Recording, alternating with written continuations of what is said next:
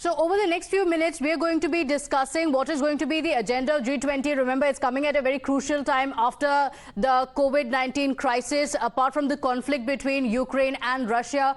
More importantly, China is not participating. What is the impact that's going to have? And of course, the most crucial aspect that this is India's moment. Mr. J.K. Tripathi and Suresh Goyal join us on our broadcast. Rishabh will also be joining us for the ground updates. But first, I want to ask Mr. J.K. Tripathi, Ambassador, this is a very, very grand moment for the entire country. It's a G20 summit, and there have been, of course, previously as well. But India has truly made it an event that has witnessed the participation of the entire country. And now, as the world leaders descend on New Delhi, what are your expectations from the summit?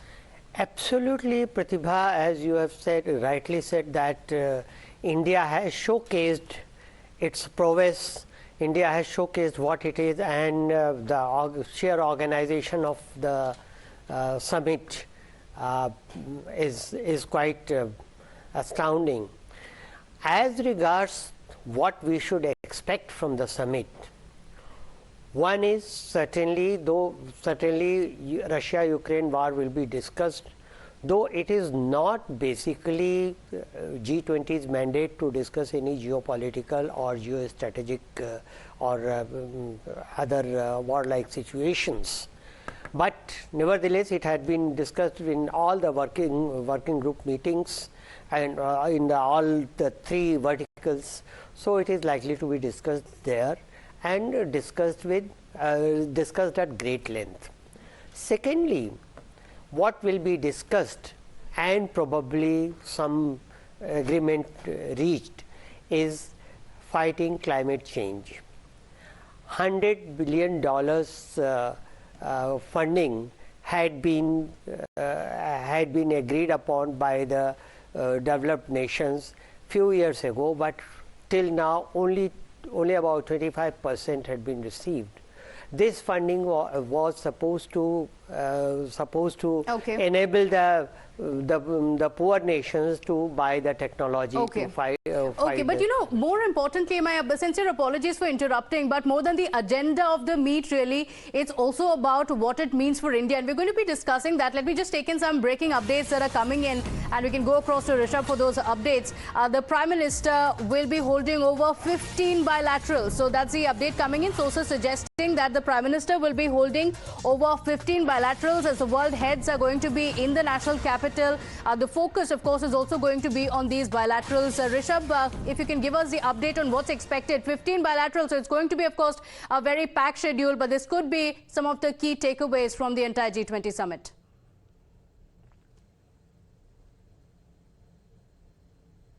Coming from the senior and top sources within Ministry of External Affairs that there will be 15 bilaterals for Prime Minister Narendra Modi on the sidelines of G20. Starting today, there will be 3 bilaterals that we are being told. The first one being with Mauritius Prime Minister, then with the Bangladeshi counterpart Sheikh Hasina, and then US President as well. Apart from that, on 9th, we are being told that there will be a bilateral between UK and India, Japan and India, Germany and India, and Italy and India. Remember, Italian leader, German leader, Japanese leader, all three of them have been in India earlier this year as well. For UK Prime Minister Rishi Sunak, this is the first visit to India after assuming the charge of Prime Minister last Diwali. Apart from that, on 10th, as we have been talking about, there will be a working lunch meeting between Indian Prime Minister Narendra Modi and French President Emmanuel Macron. Remember, Prime Minister had just visited France earlier this year, and there were a plethora of discussions over defense and trade between India and France. That will be taken forward over working lunch on Sunday, the 10th of September, and then there will be some pull-aside bilaterals as well. And what we are being told that pull-aside bilaterals will happen with Canada, President of Comoros, who is also the chair of African Union. And then there is a meeting between India and Turkey. Then there is UAE bilateral, South Korea bilateral, bilaterals with EU and EC, European Union and European Council. And then there will be Brazil and Nigeria. So 15 very crucial bilaterals on the sidelines of G20. Remember, there is no bilateral between India and China as of now. Okay, all right. You know, this is going to be extremely crucial, and it's also important to mention that Rishi Sunak, and this was ahead of his arrival in India, had also called out the pro-Khalistan elements, saying that we are not going to tolerate any such extremist protests. And it's a very, very crucial statement. But let's also talk about the G20 preparations that are taking place. And, you know, from, of course, we're seeing in the powerhouse to even in Chandni Chowk and everywhere, there's a celebratory mode that has kicked in. And as people also get immersed in this G20 festival kind of a fervor, let's get you details of what's happening in Chandni Chowk. You'll enjoy this report. Take a look. Here I am standing at one of the shop of Chandni Chowk, that is special jaleba and rabdi, where you can see that they are welcoming the guests by the poster over there, G20 Vasudev Kutumbakam, one earth, one family, one future. But the shop where I am standing is preparing not jalebis but jalebas. Yes viewers, till now you must have heard about very unique jalebis, but these are the jalebas here in making at this particular shop. These are the special jalebas that are going to be served with the rabdi for the special guests who will be coming for the G20 summit. And here the shop, let me tell you, is the 100-year-old shop at Chandni Chowk, and they are preparing special 500 grams jaleba, half kg jaleba for the guest, and he wishes that Joe Biden along with Prime Minister Modi should come at his shop. Biden jaleba है कुछ वो बना रहे हैं आप, उसके बारे में बताइए वो क्या है? वो आधा किलो का बनेगा बड़ा, वो 500 ग्राम बनेगा। अच्छा, उसकी खास बात क्या होगी? वो अच्छा बड़ा बनेगा, करारा बनेगा, सीका बनेगा। और उसको किस चीज के साथ सर्व किया जाएगा? रबड़ी के साथ। रबड़ी के साथ। रबड़ी की खास बात। प्लेन खाओ, रबड़ी के साथ खाए आदमी, रबड़ी के साथ। अच्छा, और बीमारी को कैसे ठीक करता है ये? बता तो दिया आपको, कितना नजला हो, खांसी हो, जुकाम हो, सिर दर्द हो, इसको आप दूध में डाल के खाइए। अच्छा, 5 दिन 4 दिन पड़ा रहा, कभी खराब नहीं होता। और आप चाहते हैं कि आपकी दुकान पर कौन आए? जो बाइडन आए, मोदी जी आए। आप चाहते हैं कि वो आए और आपके जलेबा का स्वाद भी चाहे? All right, so whether Joe Biden and the other world leaders go to this Chandni Chowk or not and have those jalebas, they are going to get a taste of India, and that's also one of the key takeaways. The fact that there is a little bit of India almost every step as the world leaders arrive there. Very quickly, let me also take in a word from Mohit Bhatt, who's joining us before we go across to Mr. Suresh Goyal. Mohit, a lot of preparations in place, you know, a lot of traffic restrictions that are also in place. Tomorrow and day after tomorrow, all of Delhi is going to be affected. Take us through the details of the security arrangements that have been put in place to ensure that everything goes absolutely smooth, and of course how Delhiites are going to be affected.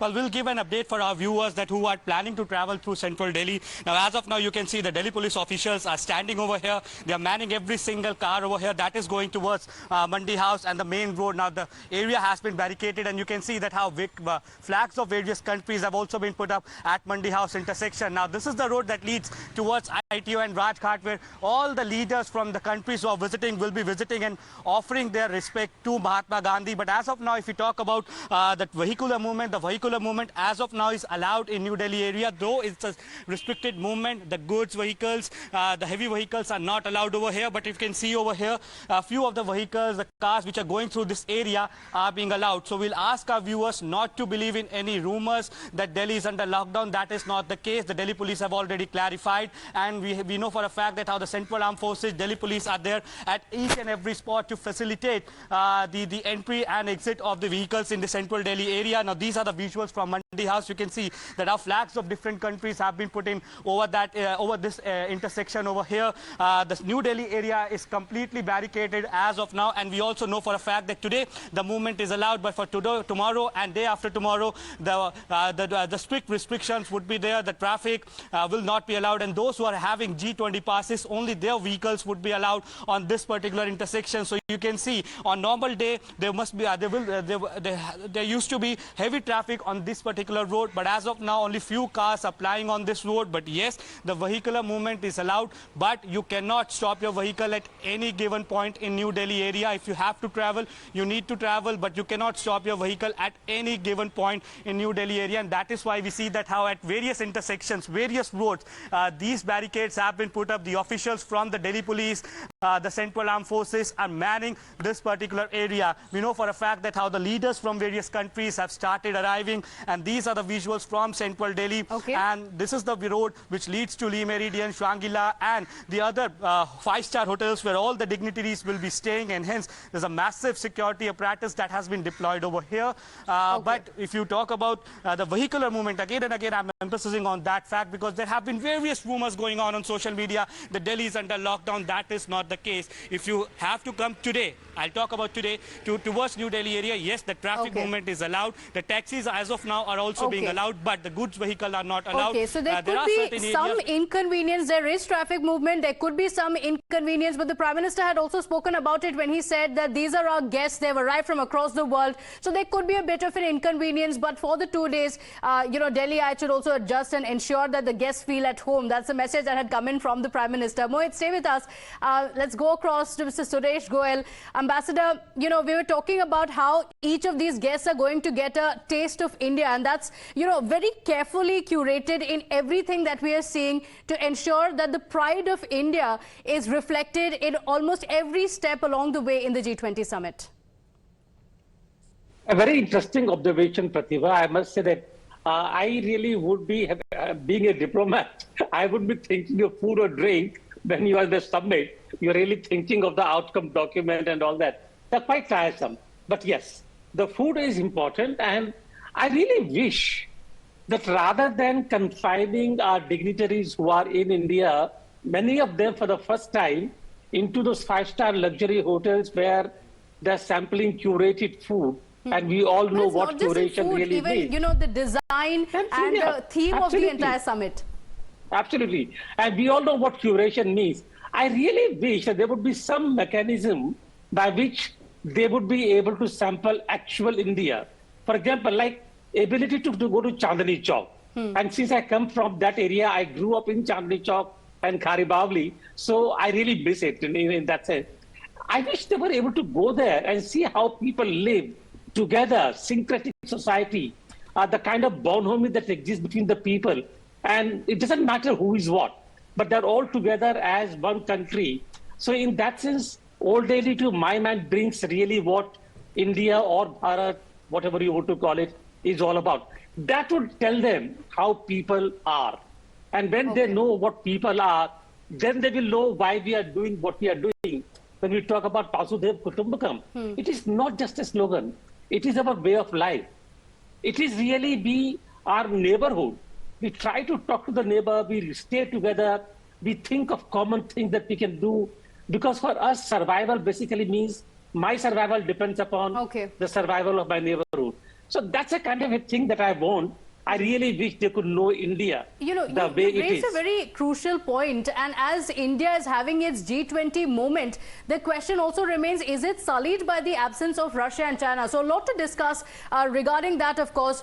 China is not going to be present here. He has said, Xi Jinping has said that he is not going to be here. It was a very last moment decision. Is that going to sully India's G20 moment? What's going to happen? What is the impact that is going to have? Or is it more of a reflection on China and not on the host, India? We're going to be discussing that after a very quick break. Do stay with us.